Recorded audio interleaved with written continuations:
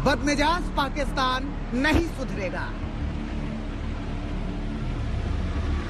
बददिमाग पाकिस्तान नहीं सुधरेगा।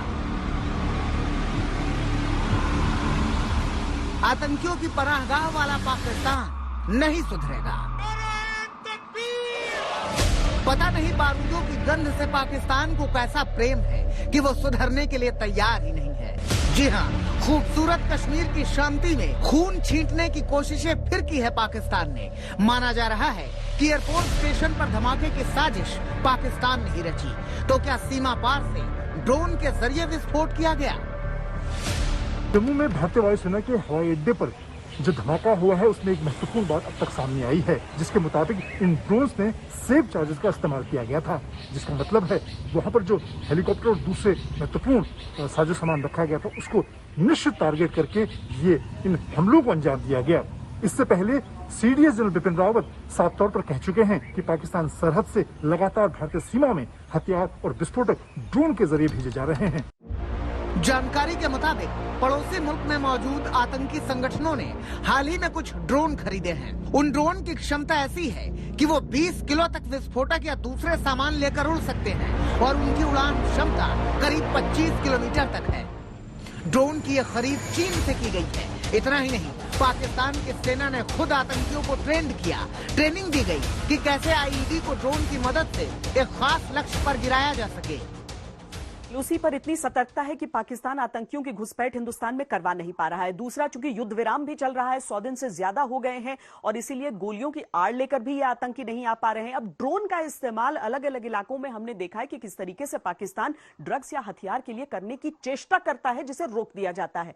लेकिन इस तरह का इस्तेमाल, इसके पीछे भी एक बहुत अहम कड़ी है, वो ये कि पाकिस्तानी आतंकी संगठनों ने चीन से हाल ही में ऐसे ड्रोन अर्जित किए हैं जो 20 किलो पेलोड ले जाने में सक्षम है, 25 किलोमीटर तक का सफर कर सकते हैं।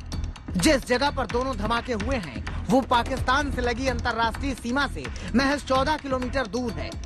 यानी 14 किलोमीटर के बाद सरहद के उस पार पल रहे आतंकी संगठनों का हाथ होने की थ्योरी को खारिज नहीं किया जा सकता। पाकिस्तान एकदम बौखलाया हुआ है, तो लगता है कि जो टेररिस्ट हैं उनके आका के ऊपर में चलते हैं, उनका ये काम हो सकता है, लेकिन इसको इन्वेस्टिगेशन करने की जरूरत है।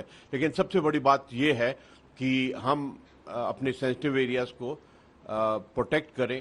देश में अब तक आतंकी हमले में ड्रोन का इस्तेमाल होने की खबर नहीं है, लेकिन पहली बार इन खबरों ने सुरक्षा एजेंसियों की चिंता बढ़ा दी है।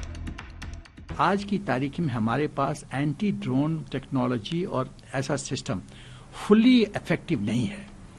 Indian navy smart shooter smash 2000 plus खरीदने की कोशिश कर रही है और एयरफोर्स और आर्मी के लिए स्मार्ट शूटर इजराइल से खरीदने के लिए कोशिश हो रही है, बातचीत चल रही है। डीआरडीओ ने सिस्टम डेवलप किया है, बट वो फुली तरह से अभी इफेक्टिव ग्राउंड पे नहीं है।